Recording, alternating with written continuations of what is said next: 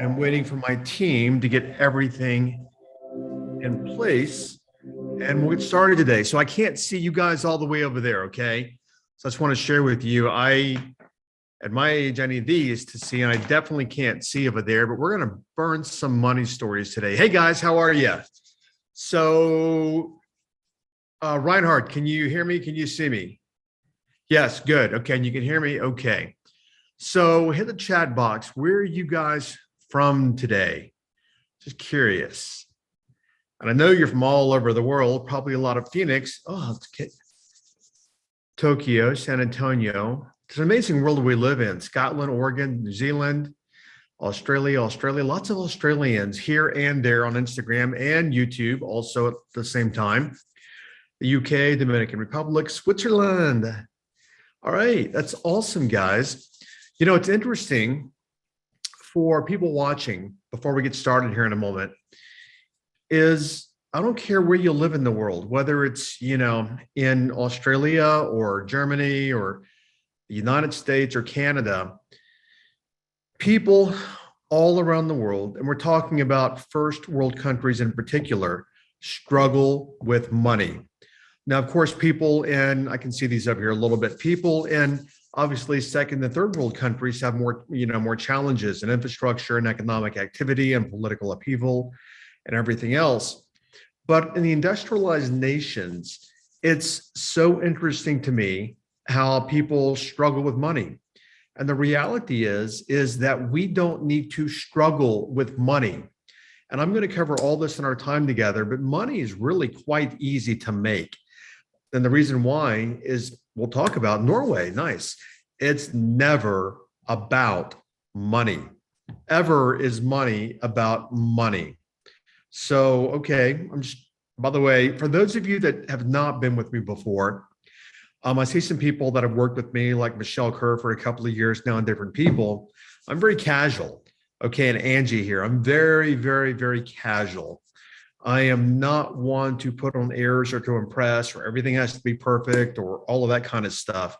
I simply, if my camera falls over, I'm going to go over and pick it up. I mean, it's pretty simple. Things happen in life. So I'm pretty chilled out today. You guys also be chilled out. I want to say that, you know what? Like a lot of people online, I'm not selling anyone anything. There's not, except changing your life. There's nothing to buy. There's no offer. There's no hidden offer. There's nothing anyone's going to ask you to buy. So how about you just sit back, relax, and hey, Mel Abraham, how are you? Just take notes. Okay, guys, just take notes today, wherever you are, whatever you're doing. And there's a reason we don't have a PDF today also. And the reason why is I want everyone to be fully present and take notes today. 1 second here. I just need to pull something up and we're going to get rolling here. Okay, we're 2 o'clock my time, straight up on the hour. Okay, where I want to go is this. I don't know how many people we have here on YouTube and Instagram and here as well on the Zoom call. I have taught this content for a long time, but I've never taught it like this before. I've never taught it in what happened. Let me tell you how it came about. Nikki, who runs the show for me, about 2 or 3 months ago, she said, what processes do you use at the beginning of every year to what spiritual things do you do? What spiritual things do you, practices do you go through regarding money for the new year? Now, for those of you that know me, or, you already know my brother-in-law, Don Javier, is a shaman. So those of you that might not know, shamans were known as advisors to Mayan kings. They were known as the healers and the seers and tribes. Shamans are basically the medicine men in Native American tribes. And my brother-in-law is a real shaman. I mean, you wouldn't find him, for example, in Phoenix, and he's a CPA Monday through Friday, from 8 to 5. And then he puts on a shaman hat on no. He's not in public. His name is Don Javier. Don is like a surname of respect, but it's not the Don Javier on YouTube. My brother-in-law spells his name Donxavier. He doesn't have a Facebook page. He doesn't have YouTube. He doesn't have any social media. For crying out loud, he's got a phone number that's 30 years old, which is pretty normal for a lot of us. But until a couple of years ago, here's where I said for crying out loud, he used to use AOL. AOL. I mean, who uses AOL anymore? But he did until a couple of years ago. And so for many years, for 2.5 decades, I've been immersed in shamanism and spirituality, working with him very closely. And I want to share with you some things that I've learned over that time. And then I want to share some more practical, tangible things that I've learned about how to transcend your money stories. If you would, guys, also please, any ancillary comments in the comment box, because I'm watching that right now. So any ancillary comments, please keep those to a minimum. And I can't see your comments over there, but I'll look at them a little later and on YouTube as well. Okay, a little housekeeping first is number one, what you see is what you get. If you haven't worked with me before, I'm pretty chill, pretty laid back. This is not some big Hollywood event. It's just you and I talking. And you and I'm talking to each one of you individually. We're just talking about how to shift your life at an energetic and hopefully core level. Okay, some housekeeping. If for any reason I get bumped offline, which probably won't happen, but it has happened before. If I get bumped offline, just stay put. I will come right back to you again, and we'll restart the call again. If for any reason I do get bumped offline and I can't get back on, no worries. We'll simply just reschedule the call. So no worries. We will get back to you on that. So as I'd mentioned, please keep the chat to a minimum. Stay positive and open in our time together. I'm sure there's some people here that have never been in the community before. There's one thing that I don't tolerate, and it's a one-strike rule, is anyone coming in here trying to poach other people for their memberships or their coaching or programs or whatever it is, people abusing other people, people criticizing other people, people tearing other people down, and especially me, the one who's working here and doing this. I just don't allow it. And that's a one-strike rule that will get you kicked out of the room. So just be very aware of that, at least here on Zoom. And then if you would, please turn off any external or any outside distractions that you might have. Okay, you don't need to do too much yet, but I'm just prepping you for a little later on. You're going to need some things which we had mentioned to you guys. You're going to need a pen and paper, something to write with, which you probably have. I want you to take notes the entire time, which I've already covered. And you're going to need something like a piece of paper. You're going to need that. You're going to need a pen, pencil, pen, Marquee, Crayola, whatever you want to use. You're going to need a lighter or some matches. And you're going to need a bowl or something to burn in. So for now, if you don't have those, get up and go get them. And we're not going to wait for you, but we're still going to be here. So I'm going to put this aside for now, but you guys are going to need that a little later in our time together. Oh yes, how long will we go? I don't know. Never done this live before, so maybe an hour, maybe an hour and a half. I don't know. We'll see. And it is being recorded, so I have no concerns about that. Okay, why am I doing this program? The reason why is, and I also do a money mastery program in the spring. This is not that program. I'm not talking about, self-image and psychology and stuff like that in our time together today. But the reason that I'm doing this program is because I don't know how many of you are aware of this, but did you know that literally 98% of Americans live paycheck to paycheck in the United States? I'm sorry, 78%. I said 98. I'm doing three things at once, adjusting my 78% of Americans, statistically speaking, by research done by the Wall Street Journal last year, 78% of Americans live paycheck to paycheck. And then you look at the rest of the statistics and they're staggering, meaning something like, I think 50% of Americans have no savings whatsoever. I think the average American family is 3 paychecks away from being homeless. I mean, the numbers are just mind-blowing. And the reality is, no matter where you are in the world or where you live or any of that, it is for the most part pretty easy to make money.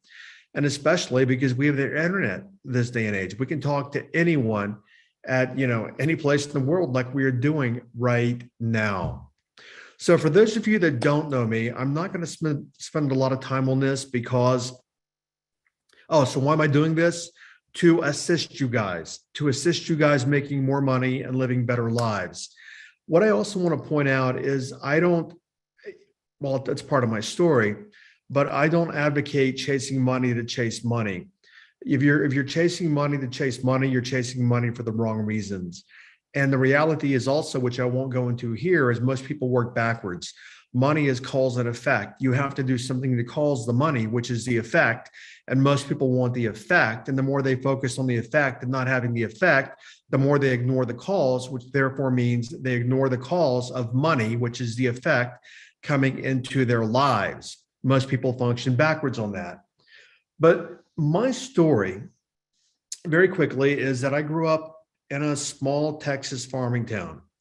We did not have money. As a matter of fact, we had more money than everyone else. And all of my friends that I grew up with were really poor. I mean, many of them were migrant workers. Many of them would be in school and then leave for months because their parents would go someplace to harvest or whatever. And this was in South Texas, someplace for crop harvesting or whatever. And most of my friends didn't have any money. So they were really dirt poor. One of my friends had a dirt floor in their house. They were dirt poor. I mean, we were just poor, but I didn't know how poor we were because they were dirt poor. But the reality is I grew up in what I would say characterized as a hardworking, lower income family. My dad was an auto body repairman. And my entire life, I always remember living.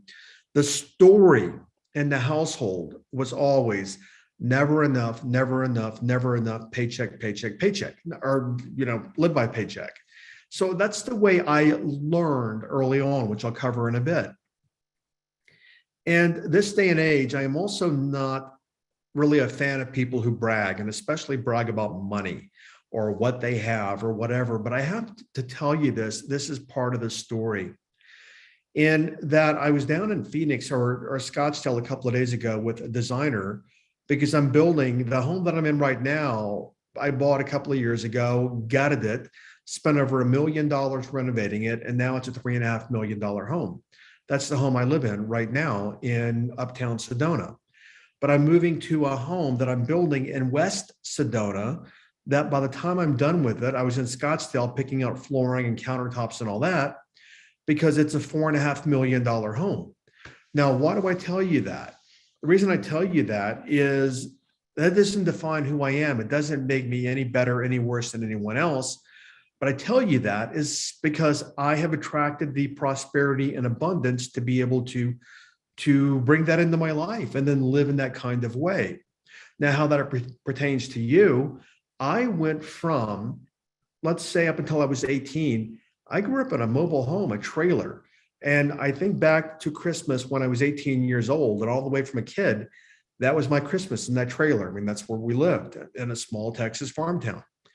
And now I look at the home that I live in, and it's a multi-million-dollar dream home for a lot of people. And I'm building another one. And the reason why inquiring minds want to know is because Sedona, it's beautiful here. We see 4 million visitors a year.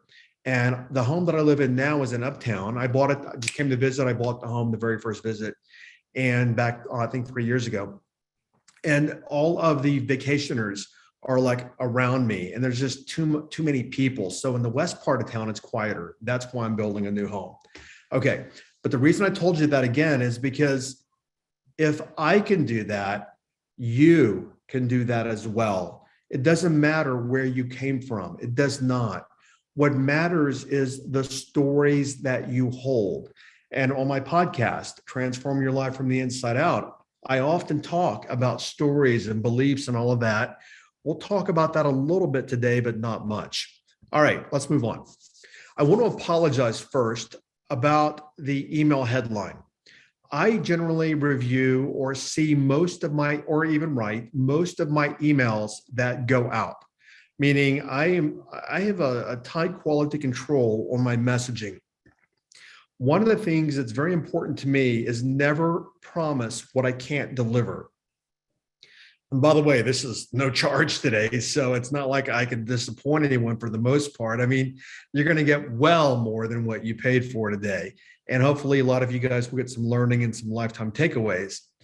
But I'm not a fan of the overzealous online marketers who promise you the earth, moon, and stars, and you buy their programs or whatever, and you're like, is that it? Really? I could have gotten that on YouTube for free. So the headline said something like burn your money stories, like childhood illusions or something. And someone on my team wrote that. And the reality is when I read the headline, I'm like, guys, I didn't see this. We were busy this week. And that's not what I would have said in the headline. The only reason I mentioned that is I'm going to just do what I'm going to do. I'm going to show you the practices that I learned and how I learned them, and then take them for whatever value that you find in them. That's it. All right, let's talk about money and burning money beliefs and things like that. First things first, it's important to see and understand what your relationship with money really is. Now consider that for a moment. I use the word relationship. Think about that for a moment. What is, and by the way, even though I'm doing a group here and I don't know how many people are here, there's probably going to be several thousand watching this over the next couple of days. The pivotal word is relationship. What is your relationship with money? And then something I want you to consider is, how do you treat money? Ponder that. How do you treat money? Now, are you someone that works from, and I can relate to everything I'm going to say to you, are you one of those people that you say things like, you're to money, you're never enough. You're never enough. You never do enough for me. You're never there when I need you. I need more of you. I need you to do more things for me. Now, who does that fit? And is that you? And then actually, another way to look at that is this. For those of you that are in relationships or have partners, how appreciated do you think your partner would feel if you always talk to your partner the way you talk to money and the interaction you have with money?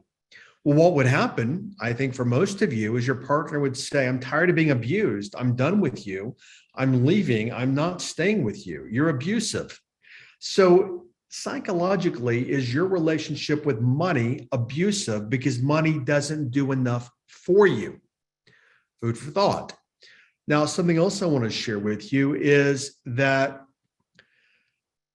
money has nothing to, and having money has nothing to do with money. Think about that. Having money has nothing to do with money. And by the way, for those of you that are new to me, I often say things that are controversial, that are not things that most of us have been taught. And the reason I tell you that is because ask anyone who's followed me for some time, they will tell you that generally when I do programs like this and say things, it makes more sense and it resonates, because the conventional money stories in the world that you've learned and I've learned and people on Instagram have learned and YouTube and Facebook, they don't work. Because what you learned about money, if it worked, if it really worked, then you wouldn't have money challenges. Consider that. What you have been taught doesn't work.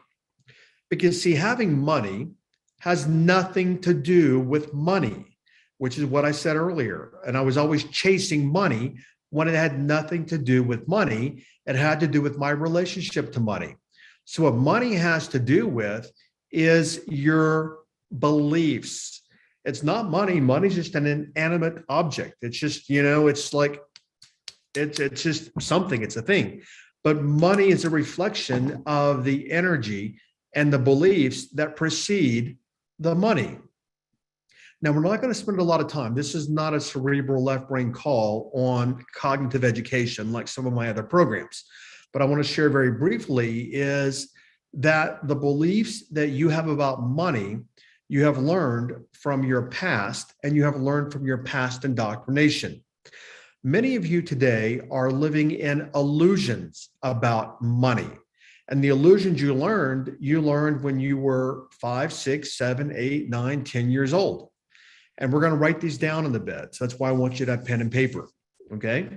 Is the illusions that you probably learned about money that, let's say you're 40 years old. Most likely, and I've done this long enough to know, most likely, I just pick 40 years old, you're living a money paradigm that you learned when you were 5, 6, 7, 8, 9, 10 years old in your formative years, when you learned them subconsciously. And then what you do, which is what we humans do, is you perpetuate them and perpetuate them and perpetuate them for year after year, decade after decade, and you do it for a lifetime. So we've learned because our parents learned by being part of the masses. So our parents learned from their parents learned from their parents, which are our great-grandparents, I believe, parents, grandparents, great-grandparents. But the money lineage, the money psychology is passed. And we live in a world where so many people are influenced by, even 100 years later, thereabouts, the Great Depression. Why? Because my grandfather grew up in the Great Depression. And then he actually taught my mother all these money struggles. And then she taught me, and I was living from 2 generations ago. Many of you are the same way. But something the masses say is this. The masses often say, how many of you can relate to this? The masses often say,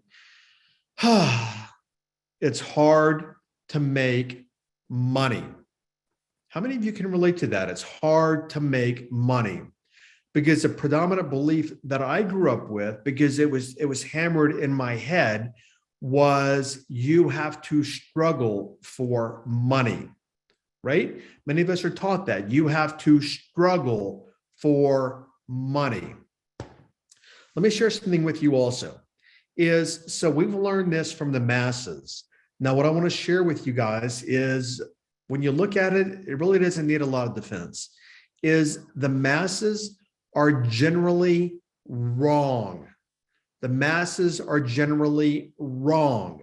So think about where you're learning and who you're learning from, because if you're learning from the masses, I just started this event today saying statistically that 78% of Americans live paycheck to paycheck, which is the masses. So if we're learning from the masses, we're learning the ways for health and wellness and money and prosperity that don't work. Because if they did work, then everyone would have them. So money is everywhere. Money is easy to make. And I'm a great example of that. Money's very easy to make. It's easier than actually working for money. But here's a thought for you guys, is what is the main factor? What is the number one main factor in your money problems? Consider that for a moment. What is the number one factor? Is it the economy? Is it the workforce? Is it inflation rates in the US? Is it home prices? Is it, and then the examples of, the home prices, well, people aren't buying as many homes, and I'm a real estate agent, and therefore I can't make money. What exactly is the predominant cause of your money challenges?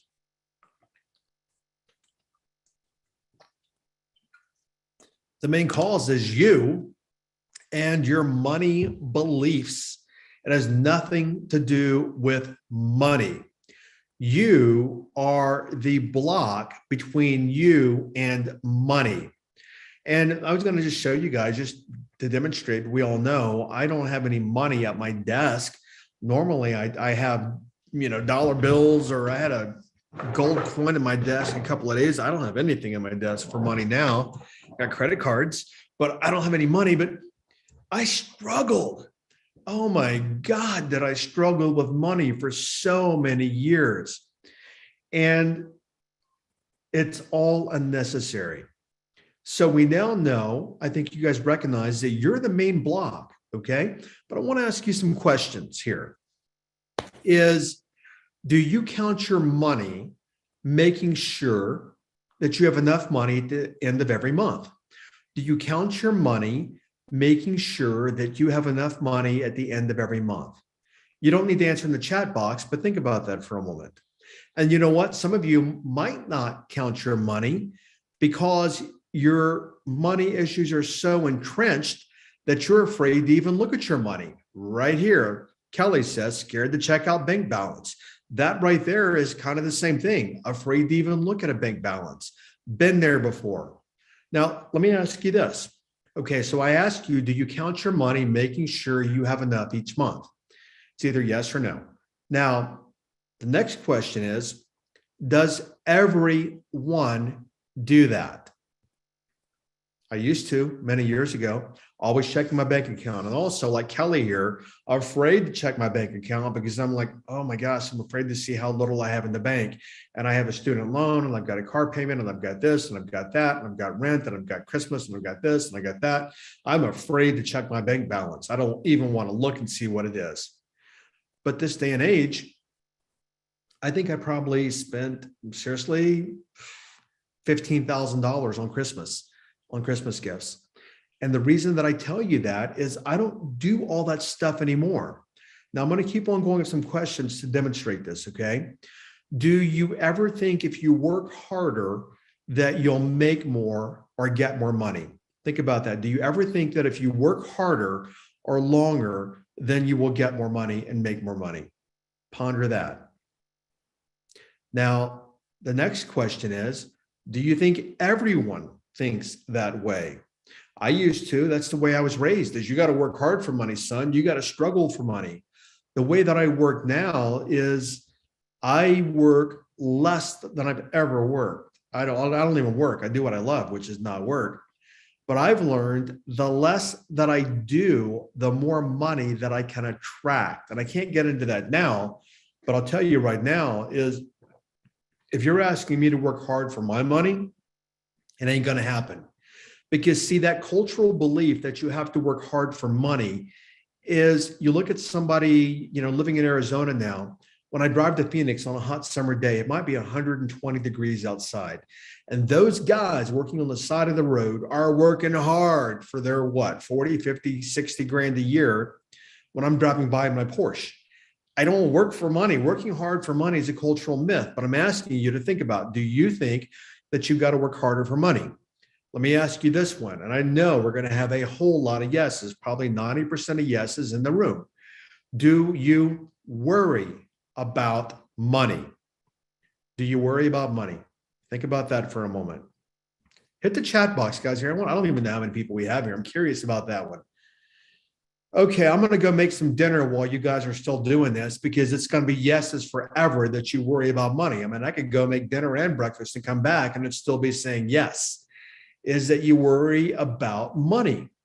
Well, let me ask you this. Do you think everyone worries about money? I don't. I know a lot of my friends that are very wealthy that have made it online and they don't. Okay, you guys starting to see a little theme. We're going to go some more here. Do you ever, and this applies to me in the past, do you ever not buy things that you want and need because they're too expensive and you can't afford it? I already know the answer to that one also, guys. There we go again. Yeah. Do you ever not buy things that you want and need because you think you can't afford it? Does everyone? No. Many people like me and Mel Abraham here, he was here earlier, he's a friend of mine. He buys what he wants when he wants. He lives in I can't say what he lives in, but a very, very, very nice home in Laguna Beach. Okay. So let me ask you this. Do you envy people who have a lot of money, saying, I wish I had that. They must be lucky. I really wish I had what Susan has. And I really wish what Bob has. And I really wish I had. Now, let me ask you this. Does everyone envy people who have money? No, they don't. I don't. Okay. Do you ever say, if I had more, then I could do more? If I had more money, then I could do Facebook ads. If I had more money, then I could go to this event. If I had more money, then I could hire this. If I had more money, then I could do that. Well, do you think everyone does that? I used to. I don't. I do what I want when I want, relative to finances. I do whatever I want whenever I want. Okay. So we're building a foundation here. I'm showing you some things. Do you ever complain there is never enough money? Hit the chat again. Do you ever complain there's never enough money? Okay. Yeah, I did for many years. And that goes back to what I started with. What is your relationship with money? I mean, would you stay with somebody who complained all the time? So think about that. But the question is, do you ever complain there's never enough money? Does everyone, right? Okay, I don't. So what I'm showing you here, guys, and I just demonstrated that what I'm showing you is that money is not the problem. Stop freaking chasing money. Money is not the problem. Money is simply an inanimate piece of paper or a piece of precious metal or even credit cards. It's all that it is, which is electronic. Money's not the issue, which is what all of you guys are fighting with, most of you. Money is simply the effect of the cause, which is the belief, which we're going to dig even deeper today in beliefs. Most people say, what do you believe about money? Oh, tackle that. No, we're going to dig deeper. Before we do, let's group brainstorm here. Of the examples that I gave you just a couple of minutes ago, those scenarios that I walked through. So let me ask you here is, what are other things, and hit the chat box, what are other things that may cause you, or okay, what are other things you do not do or buy or participate in or talk to yourself about regarding not having money? Meaning it could be an activity, it could be vacation, it could be more education, it could be schooling, whatever. Hit the chat box. What things do you not do? Okay, all I'm doing right now is gathering a list for you guys. Travel, dance lessons, okay. Fixing up your house, buying a mansion, okay, buying a mansion. Vacation, a lot of it's probably going to be vacation and kids is what a lot of people do. Travel, okay. Okay, so I'm looking at the chat box here because we're going to play with this in a little bit, because all of these comments come, retirement, that's a big one. All of these comments come from somewhere and they come from beliefs, but like I said, we're going to dig digger into your beliefs. And then notice, you know, all of your answers and everything we've just done, none of it has to do with money. Okay, let's go forward. Only you can decide to burn your money blocks or your money issues. Get that? It's really powerful. It's simple. It's so simple we miss it. Only you can decide. The operative word is to decide. Only you can decide to change your relationship with money. One of my really good friends, he owns a company now that does about, I've coached him for many years. He's also a good friend. He lives here in Sedona. And this company makes about $100 million a year. And in 2012, I'm looking at a comment here, and I won't get distracted a lot, but someone said that they decided they love money. I want to segue here for a second is, what you never want to do is chase money. What I love is the ability to serve other people, to help other people. That's what I'm in love with. Why? Because that inadvertently is the cause of the effect, and the effect is money. Because if you're in love with money, you're chasing the effect and it's going to run away from you. Okay, so always focus. Where we create money is on service to others. That's the only way we're going to create it. Whether you're dealing drugs or prostitution or gold bars or coaching or whatever, the only way you're going to get paid is to create some kind of growth in someone else's life or a feel good in someone else's life. Okay, now, my friend, his company does about $100 million a year now in revenue. And in 2012 or 13, he started his company, this company I'm talking about. And when he started it, he lost a lot of money the first couple of years. And I remember one time he and I were talking, I wasn't coaching him at the time. And he said, it was at the end of the year, he's like, I made my first $1 million. And I said, what happened? You were broke upside down a year ago. What did you do differently? And this is what he said. He said, I decided not to be broke anymore. I decided not to be broke anymore. And then flip it. I decided to become wealthy. And guys, that's the pivot point for all of you, because you're not gonna, even everything we're doing, money's not really gonna change for you until you get sick and tired of being sick and tired of not having money. And when you get sick and tired, which comes not having it comes from beliefs, which we're working on today, until you get to that place, I don't care what you tell yourself, not a whole lot's going to change. So right now, decide that you're going to, at least analytically right now, decide that you're going to burn your money beliefs. Now, do not do anything yet. I don't want some overzealous person here in the other room lighting fire. I mean, we're not even there yet. We're going to get there, okay? So just chill out and go for the ride. Let me ask you guys a question. How do you feel about someone who steals from other people? It's a very generic question, but just ponder that. How do you feel about money? Or how do you feel about someone who steals from others? Ponder that for a moment. Okay? Ponder. And it's great you're hitting the chat box. You're participating with me. It's working in a way for both of us. This is perfect. You interact with me, but you're not actually sideways chatting with each other. This is exactly what helps me help you guys. All right. So the general consensus is that we don't have appreciation for people. We don't have appreciation for people who steal from other people. And we don't have appreciation for people, I think, who steal from us, right? So we all get that. How about this?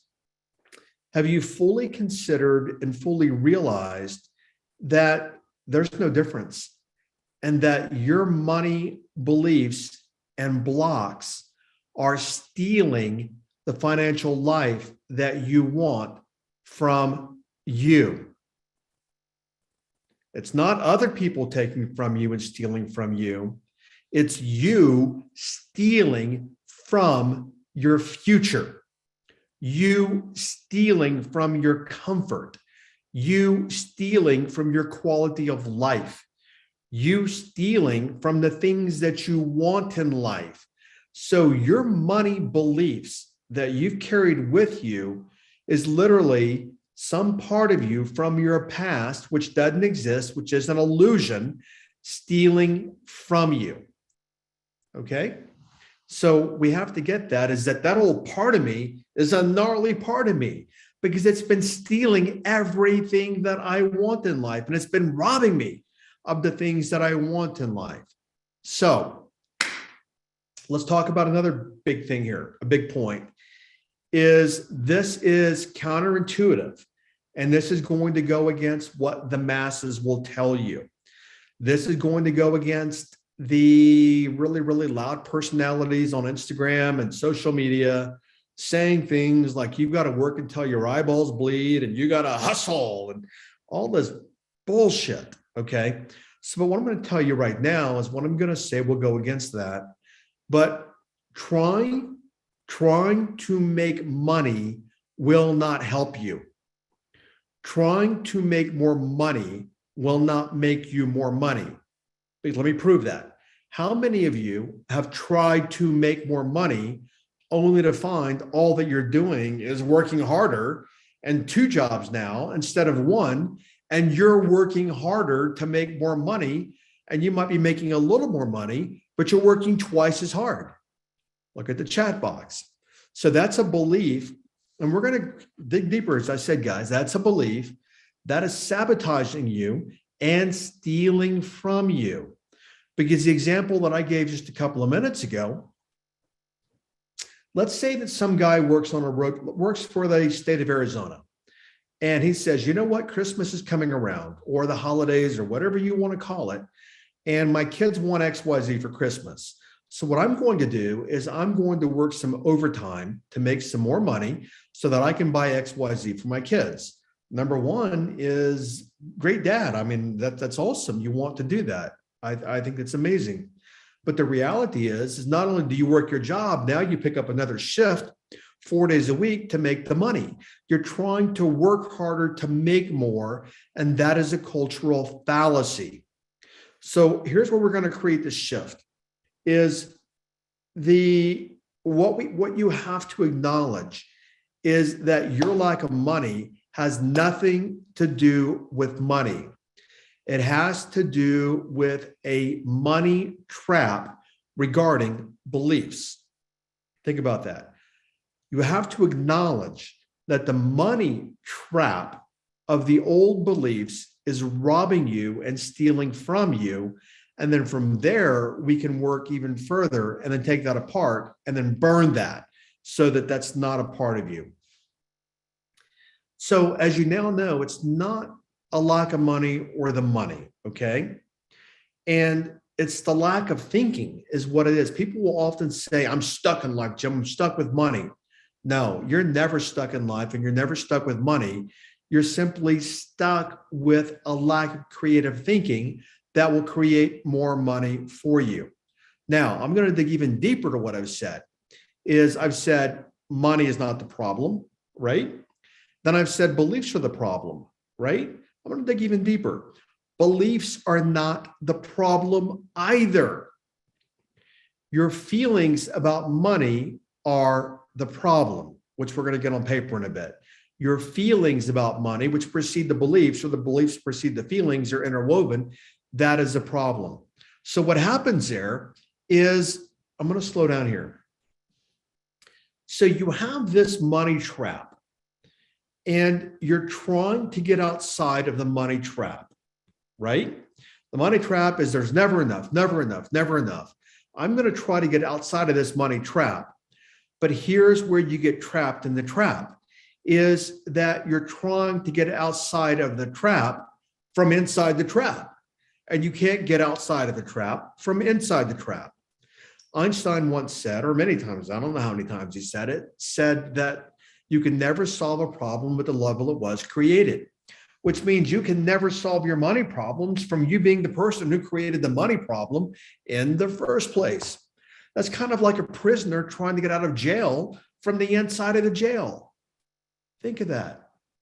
So most of you are trying to get out of your money blocks from the inside of the money block. And that's why you never get out of the money block, because you're working from inside the money block. So what that means is you've been looking at the money block from the wrong angle. Here's where we're going to dig deeper. Now, some of you that have worked with me have heard this, and a lot of you haven't. There's all kind of neuropsychology around this. I'm not going to go into it today, okay? But let me ask you this, guys, and hit the chat box for people that are new to me. What are the advantages? Listen carefully. What are the advantages of your money blocks? Think about that for a second. Hit the chat box. What are the advantages of your money block?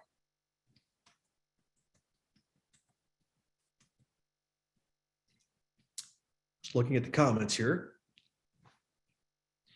Notice what I said again. What are the advantages?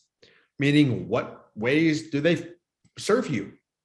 Okay, think about that. So as you're typing those, I'm going to let it keep going here because I want you guys to look at the chat box also. See, poor me, that's where I'm going. But only as an example, but I'll get there in a minute. And they keep on going here, at least guys on the Zoom right now, and I'm sure on YouTube and Facebook as well.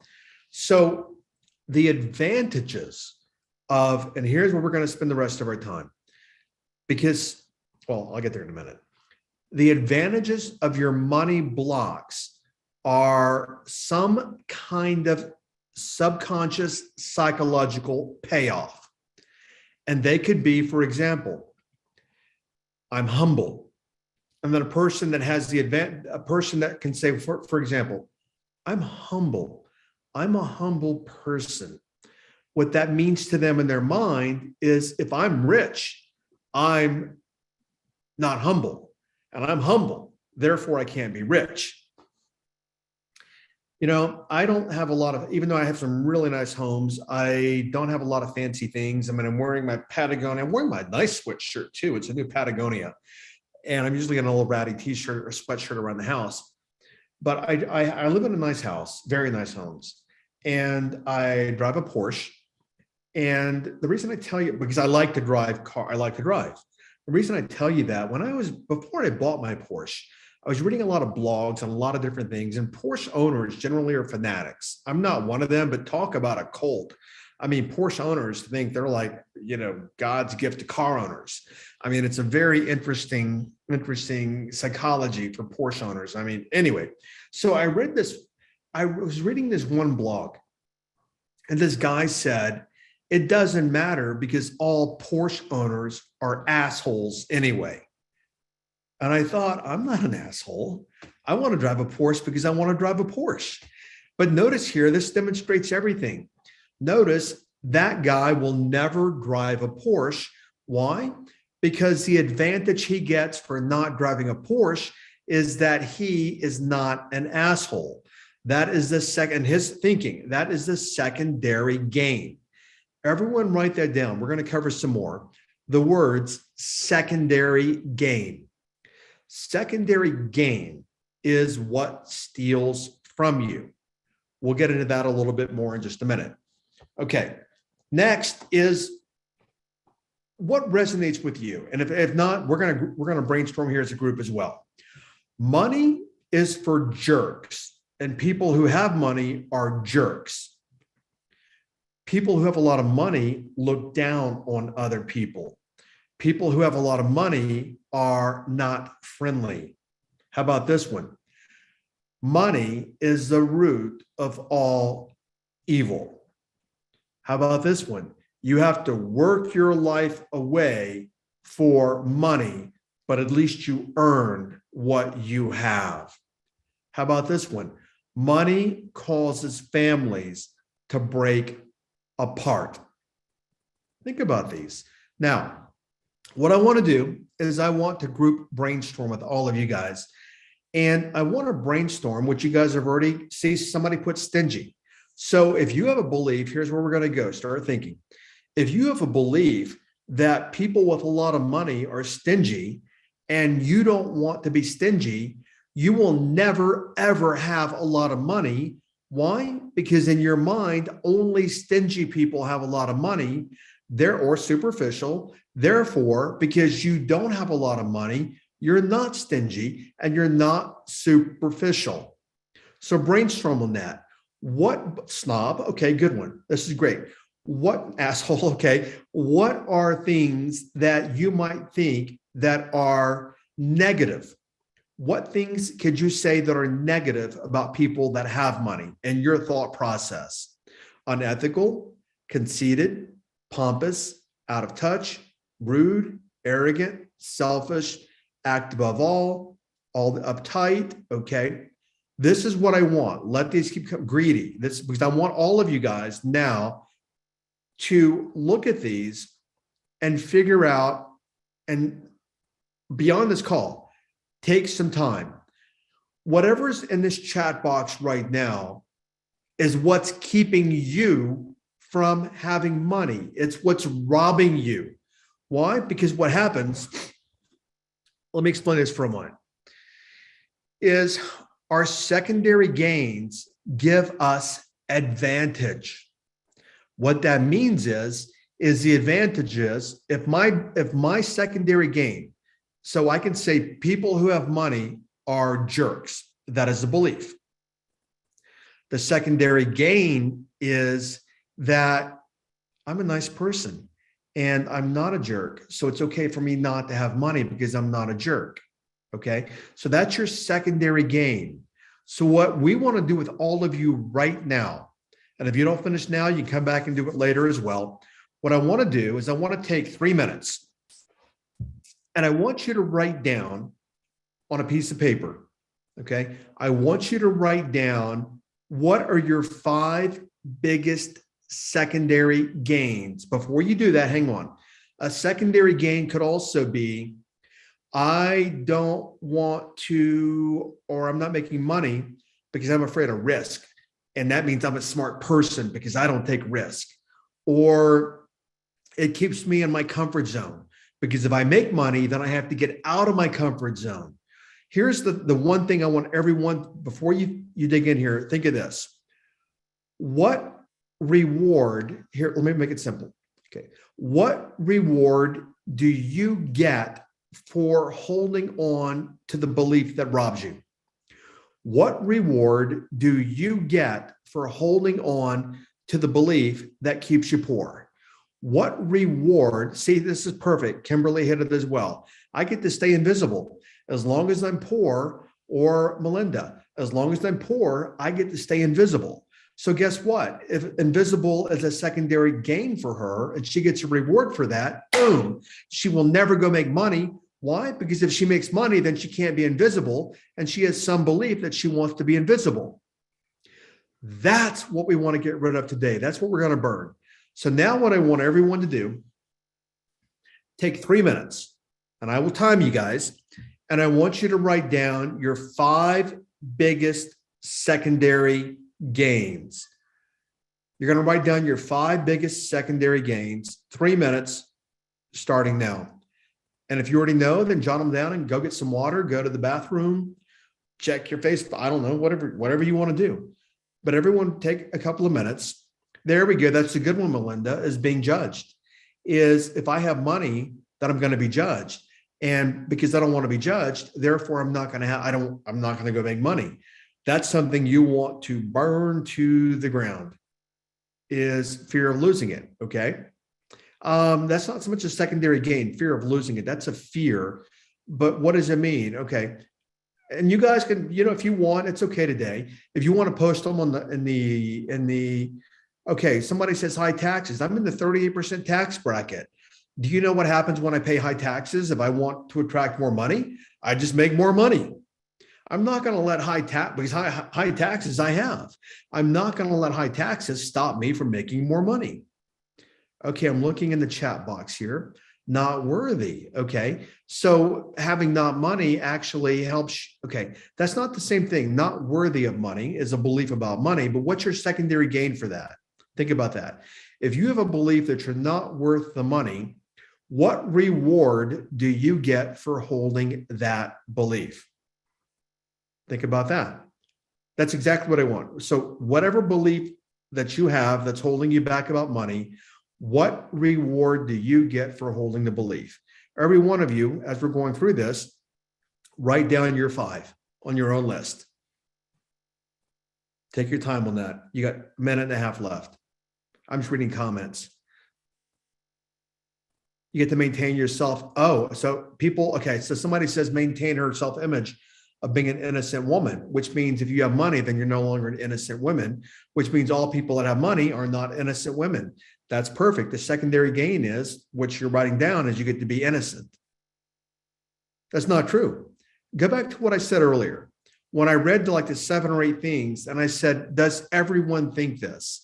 What you can do also is you can write down your secondary belief.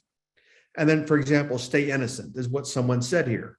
And then you can write out to the side of that a sentence, a question.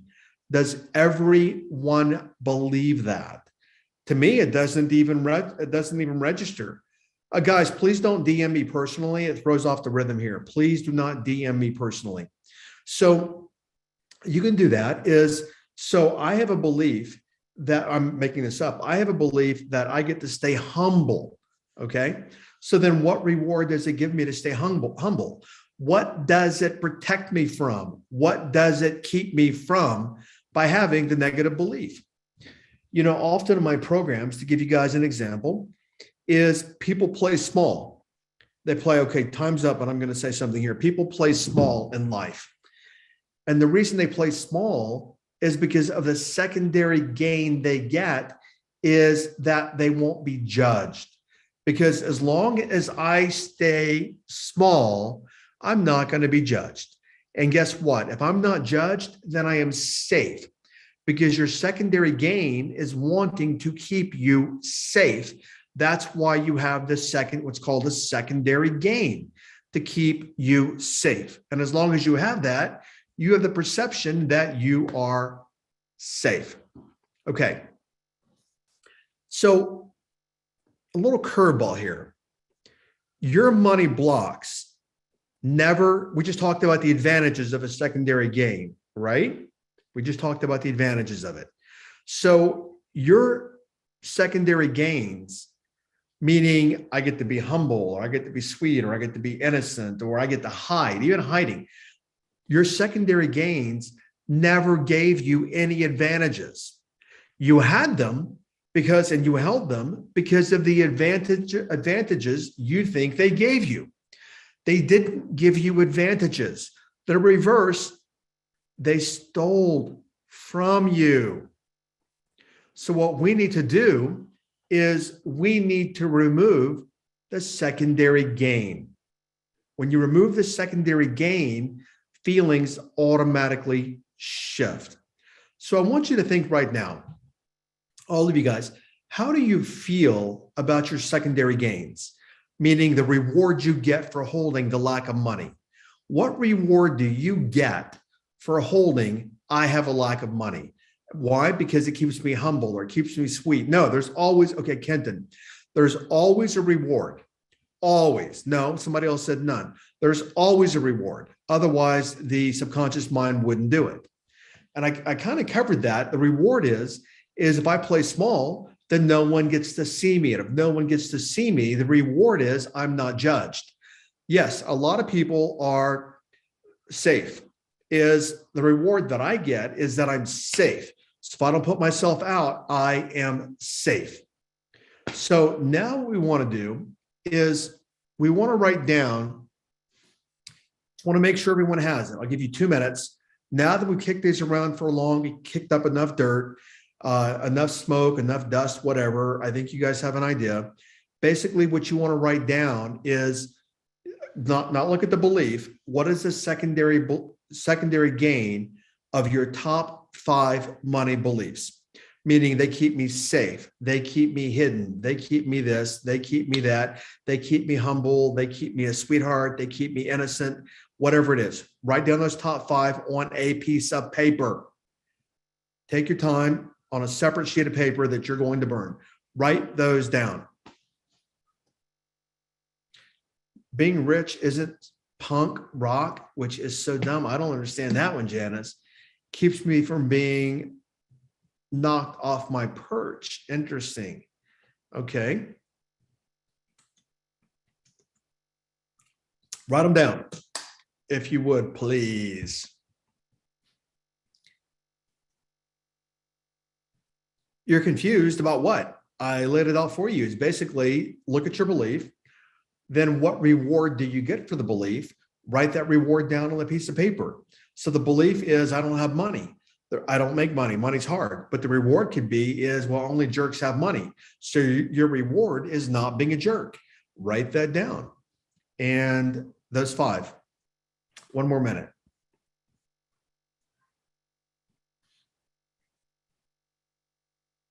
We'll do 1 more minute. I will not. Okay, that's a good one, Dana.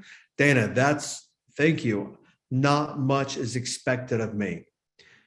Now, what I want to point out, guys, is aside from money, also, if you've got something that you know is really like Dana's here, write that down. Let's burn it. Write it down. You have to learn to manage it. Therefore, you don't want to learn to manage it. Therefore, you don't make it, because therefore you don't have to manage it. And that's your secondary gain. Good job, guys. Good job. You guys are hitting it. Keeps me trustworthy. Guys, Amanda, you don't know me. People who do know me will tell you I'm honest as the day is long. I grew up on a small Texas farm. The rule of thumb was do not lie, do not cheat, do not steal. So that would not apply to me. So because it doesn't apply to me means it doesn't apply to everyone. Therefore, people who don't have money are not the only ones who are honest. Okay, let's do this now. What I want you to do, guys, and this is partly coming from the Sedona method. I want you to pick the one that gnaws at you the most. Just think about it mentally. You don't have to put it in the chat. What gnaws at you the most? Okay. Take a second. Which one is like the hardest one for you? The secondary gain. I like, I hide because, I stay small because no one sees me or something like that, or whatever, you guys had. Okay. Now we're going to ask 3 questions, and these are obviously recorded, but the 3 questions are, okay, being rejected. That's a really good one, Becky, is being rejected. So if I stay poor and people don't see me and I don't make money, then guess what? They can't reject me. Therefore, I'm safe. Okay, so here's the 3 questions. Whatever that secondary gain is, everyone get 1 secondary gain. 15 seconds. What is 1 secondary gain? What is 1 reward for staying broke? No need to put it in the chat box. Just let's slow down, stay with me. Now, I want you to experience the feeling for just a couple of seconds. How does it feel to have that feeling? No need to chat, guys. Just stay with me. I get to hide if I don't have money. How do you feel about that? Everyone get the feeling. Think back to the last time you had that feeling. Think back to the last time you had that feeling. And guys, stop chatting, if you would please. Think back to the last time you had that feeling and notice how it felt. Bring that into your body. And then say to yourself 3 questions. I'm going to walk you through these slowly. Number 1 is, could I let go of this feeling? Could I let go of this feeling? You're asking yourself this, the feeling of whatever it is. Could I let go of this? Next is, would I, it's partly from the Sedona method, yes. Would I let go of this feeling? Question number 1, could I let go of this feeling? Question number 2, would I let go of this feeling? And then question number 3 is, when? Could I let go of this feeling? Would I let go of this feeling? When? Now, do this for each of the 5 things, these 3 questions, each of the 5 secondary benefits or gains or advantages or thieves, let's call them that. Do this for each of the 5 that you have laid out, and then go through all 3 questions. Do this multiple times until you feel a dissipation of the feeling of having that secondary benefit, that gain, and it will start dissolving for you. Okay, very quickly here, I won't go into it. Now, hang on for a second. We're going to come back to this, okay? Is how did you fall into your money blocks? Well, as I mentioned earlier, just very briefly, these money blocks that you have that have been stealing from you for 10, 20, 30, 40, 50 years, these money blocks you have learned, okay? So I think you've learned it through your socialization, mom and dad and culture. So here's the big takeaway, and then we're going to actually switch gears again. It's not the blocks that have stopped you from money. Everyone listen very carefully. It's not the blocks that have stopped you from money and abundance and prosperity. It is the advantages of the blocks. It's not the blocks that keep you away from money. It is the advantages of blocks. If you actually attack the blocks, then you're the prisoner trying to get out of prison from inside the jail cell. What you have to eliminate is the advantages of the blocks, which is what we just wrote down, which is what we are going to burn in a bit. Okay, now what we want to do is this, before we do any burning. No burning yet, okay? I'm having a hard time believing you. Okay, Kelly, that's okay. So I don't know how many countless people around the world, and I've helped them because they listen to what I tell them. Now, I don't know what you mean by having a hard time believing me, but how is that belief going to serve you? Because what you're doing isn't working for you. So how is that going to serve you? Think about that. And that might be something you even want to write down, is how is it serving me to not believe people who can actually help me live a better life? Okay. What we want to do now is I'm requesting everyone, please get out. Everyone, please get out of the chat. Just stop chatting for a second, if you would, please. Okay. And by the way, guys, I don't take it personally. You can say whatever you want. I don't really care. And that I know what works. I know what works. I've done this for a lot of years. I've helped a lot of people make a lot of money and attract a lot of wealth. So if you want to sit and doubt all day long, great, do it. Just don't bring that energy into the room. Don't bring it in the room, because my team will kick you out of the room. So, okay, here's where we want to go next. Yes, Sergio. Is number one is, what is your intention? What is your intention for burning the blocks? Number one, all you got to do, don't have to write anything down right now. Okay. So what we want to do is we want to shift our attention to attention to our intention to let these blocks go. Okay. See, Kelly, I got it. No, you're good. You're good. But it's more of a mental block that you're having. So what we want to do is, you know what? I sent myself the wrong file. So I'm just going to go from here. So what we want to do is, every one of you want to take and write down. While you're doing that, I'm going to grab another file that I have. So if you don't have it yet, let's walk through this slowly. Everyone, make sure you have your 5 blocks on piece of paper, okay? So everyone take 30 seconds to do that while I pull up another file that I am looking for. 1 second here. You guys do that, 1 second.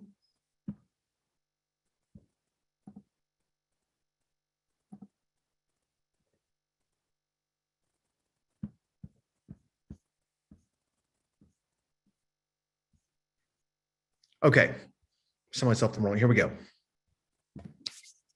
Okay, so you have your paper with your 5 secondary gains on it. You've got your lighter. You've got your paper. Okay. Now, before we burn these 5, what I want you to also think about is there anything else that you want to burn? One line, like staying small, or it serves me to hide because then nobody sees me and I can play small, something, okay? Now, before we burn this, what I want to do is this. I want to just set this frame. Is burning is an ancient ritual, okay? Burning has been around for many millions of years and hundreds of thousands of years as human beings, but the mystics burn things. The pagans burn things, shamans burn things. And one day, Don Javier was here at the house, and we were sitting in the living room and the fireplace was on. And he said to me, it was really kind of a wow statement. He said to me, fire is alive. Fire is alive. And when I thought about that, everything is energy. That's physics. It's not metaphysics. It's not psychobabble. Everything is physics. And fire is one of the elements: earth, wind, fire, water, air. And when he said that, I'm like, yeah, we're using the elements. We're using what's on the planet. So when he said fire is alive, there's oftentimes that I will sit upstairs in my living room and look at the fireplace and just cast my intentions into the fire, for the fire not to burn them, but to expand them. Okay. We're not going to go there today, but I'm just sharing. Okay. But with the reverse, like today, we can also use the fire to burn. So everyone has your paper. Make it kind of a small piece so it's not flopping around, doesn't get caught in the wind if you're outside or whatever. But everyone have your piece of paper with you and fold it up a little bit so you can burn it. have a bowl to put it in. I don't know what you guys can see here. 1 second. I just need to close some screens to see what you can see here. Okay, so I'm watching you guys here. And then what you want to do, also, I have a lid in case for some reason it flips out of my bowl or whatever. I can put a lid on it to keep it from flipping out. Okay. So then what we want to do, you guys ready to burn the house down? At least the beliefs, right? Is I want you to think about this before we get started. I want you to focus on your intention. And as you're watching and as you're burning and you're watching it burn, just get quiet, no chat. As you're watching it burn, okay, I want you to imagine the smoke taking the limiting secondary gains away. I want you to imagine the smoke burning the advantages that have been keeping you broke. Okay. So you got your paper, you've got your secondary gains, which are working against you and stealing from you. And let's burn them. So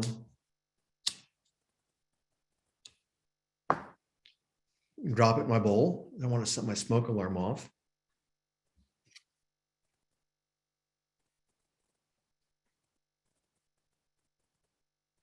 Okay, I probably need to open my door over here. I don't want to set my smoke alarm off.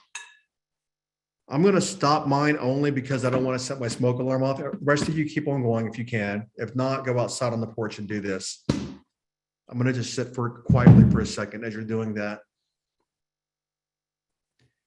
And hear me on this as you're doing this. Think to yourself, today I release what I don't want. I let go and I let the universe do the work in this sacred experience. In this, I am healed and renewed. I open my heart and love, and I am blessed with peace and joy and harmony and abundance. Okay? Take 30 seconds and just let that soak in. And be mindful of what you're burning.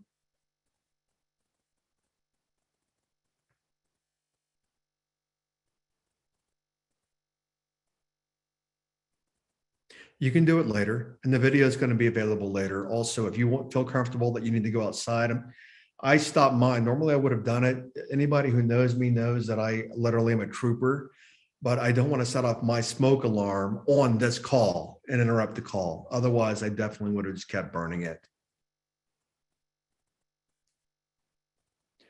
Okay, and just imagine, that's all we need to do right now. Just imagine those beliefs, those secondary gains are gone.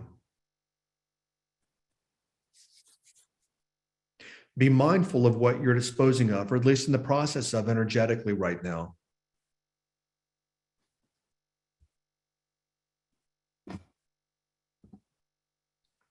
Okay, now what I want to do is everyone pull out a clean sheet of paper. And my team, they're going to crack up at this. They're always like, Jim, have all your stuff ready. I need to get an envelope. And if you don't have one, that's okay. I'm just going to reach in my office closet, grab a clean sheet of paper and an envelope.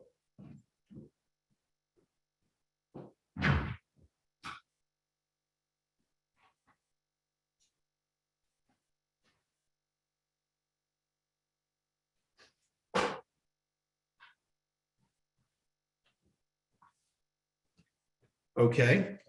Next, what you want to do on your clean sheet of paper is you want to write on here. The first time I did this many years ago, I was shocked at what happened. I was like, holy cow. I mean, I was blown away when I did this many, many years ago when I learned it. Is what I want you to write on here is, what do you want to create? What do you want to attract in 2022 financially with money? What do you want to attract? What do you, let's go here. I'm going to change that. Please forgive me, guys. I'm going to change it to this sentence. What do you intend to attract? Wanting tells the universe you don't have it. And the more that you want something, which is just colloquialism, the more you want something, the more you won't have it. So what we never say is, I want a new Porsche. I want a new house. I want, $50,000. No, I intend to find and buy my dream home. I intend to grow my business by XYZ amount. I intend to bring XYZ prosperity in my life. I intend to make an extra $100,000, attract an extra $100,000. So everyone write down your intention on your piece of paper. And then as you're doing that, what I request you do is, you can do it tonight also. Just do it by January the 1st, okay? But we're doing it here. I'm going to just give you guys another minute.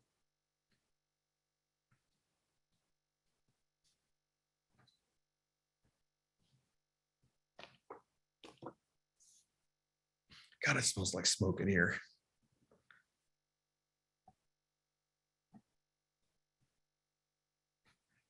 Guys, cut me some slack. I've never done this one before, so I don't know all my pitfalls yet. I will remember this for the next time I do it. Okay, Claudia, let's go here for a moment. Guys, put some of them in the chat box. Claudia says, I intend not to live paycheck by paycheck. That's not the correct phrasing. Because what you're telling your mind is that you're even though you don't want to live paycheck to paycheck. If I said, for example, guys, don't think of a pink elephant. Whatever you do, Greg, top left, don't think of a pink elephant. Whatever you do, try hard. Don't think of a pink elephant. The more you try not to think about something, the more you think about that thing, because you have to think about what you don't want to think about what you're not supposed to think about. Okay. So what we do is we accentuate in the positive is, I intend to attract a job that pays me XYZ. I'm looking at these. So, okay, Greg's living in a 20,000 foot. Okay, Greg, have you ever lived in a house over 5,000-6,000 square feet? Okay, you might want to amend, I'm just kidding. You might want to amend that, because my house now is near 6,000 square feet. That shit gets old real quick. Trust me on that. When you've got something at one end of the house and you're at the other end, then you're like, where's that what I'm looking for? And then you have to get up and go all the way to the end of the house for it. That 20,000 square foot home, all I'm saying is you better have a good organizational system, because that's 20,000 feet. That's a lot of space. There you go. Amy nailed it. Nailed it is giving. Or a golf cart in the house. Mel Abraham, how are you? Exactly. Okay. Yeah, you can write multiple intentions, but write them positive, present tense, meaning like, I intend to attract $20,000. When I say present tense, meaning it's happening now or in the future. I intend to attract my dream home that I buy. Now, if you say, I just intend to attract it, doesn't mean you're going to buy it. Write at least one complete intention relative to money. I intend to attract, perfect. Is that possible? I intend to attract $50,000 per month. Possible. Go a little further there. In exchange for my service as XYZ, a chiropractor, a doctor, an internet marketer, whatever it is. Okay, this one here, I want to see some more of these. I intend to be a blessing. Too generic. What do you intend? How do you intend to be that blessing? Okay. A sailboat. Okay, that's a good one, Michelle. I intend to attract and buy or acquire this sailboat of my dreams. Always make it something tangible that you can measure, but positive. We'll do this for one more minute. I love this. Perfect. Notice, I intend to buy my first apartment.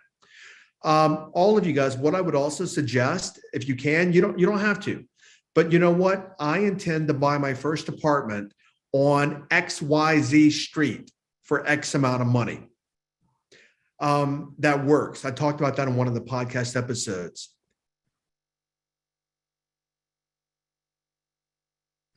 No, in exchange, for example, I intend, I'll just tell you guys, I haven't really thought about mine yet. I will tonight, but I intend to attract $15 million in revenue as a result of doing what I do. And that's not limiting. Or you can put 15 million or greater for whatever that might apply to. That is mine. So you can even say, I intend to attract XYZ or something greater. Okay, guys, I thank you for your patience. We're not going anywhere yet. I've never done this course in this way. So now you reminded me next time I do it, I need to have a PDF on, okay, here's things you can intend and how to intend. But the main thing is this. I did this many years ago and I was like, whoa. Okay, so we've done some clearing. So yeah, I intend to read Chip Smith's novel. A lot of you guys don't know who he is, but he's in my transformational group. Take your list. And then what you want to do, I feel like I'm on the what's that, the Home Shopping Network or something, showing people how to do like every step. Okay, so no, do not intend to be out of debt. Okay, debt-free, there you go. Yes, I intend to be debt-free. But I would go there, I would go here, flip it. I intend to attract XYZ amount of money, which would automatically make you debt-free. Okay, that's fine if you don't have an envelope. That's fine. We put that in the email, but I think today, just do this tonight. Just do it by January the 1st. Then what you want to do, guys, you can do this again at home tonight or tomorrow. Then what you want to do, get in here what you want in here. Make sure that you have in there what you're bringing to you over the next 12 months. Then what you want to do, pull off your little thing in the back and seal it. Now it is sealed, okay? Then what you want to do is you want to write on the front,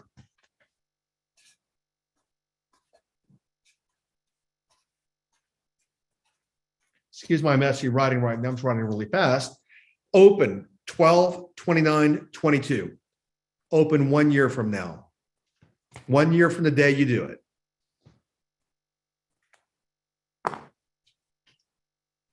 Then what you want to do, very simple. Do you have a sacred space in your house? Do you have an altar? Do you have a special place? You can fold it with a box. You can even just where you can see it all the time. That'd be great too. Somewhere you can see it to remind you, because that's energy, guys. I don't really know some of you guys or a lot of you guys on the pyrite. Perfect. A lot of you guys don't know a lot of people on this call, but a lot of people think metaphysical stuff is woo-woo. It is, but it's not. It's physics. Thought is physics. What you're doing today is physics. Thought is energy, not an opinion. That is a fact. So that's why we want to do this. We want to harness, because consciousness is not local. You're using your consciousness, like putting it out in the universe, to attract more of what you want. So that's why this is so important to do this. Then put this somewhere where you can see it every day if you want. That'd be great. Post it on your bathroom mirror for a year. I put mine on my altar. I have an altar. And then what I do is I leave it for 1 year, and then I will open it 1 year from the day that I've done it. And I've pretty much done this. I did it the last couple of years, but I've done this for many years, since 2002 or so. So you want to do this. And then the crazy part, hit the chat box. Has anyone done this? And you get around to a year later, and then you open it and you're like, and you read it. Wow, that happened. That happened. Oh, geez, that happened and more. That happened. That's what's happened to me. And that's what will happen to you when you do it with the right intention. So to recap something very small here is, remember, you don't want to fight the limiting beliefs. What you want to eliminate and let go of, and I gave you a process, it's partly Sedona method process. What you want to let go of is the secondary gain or the advantages of the belief. It's not the belief that is persistent.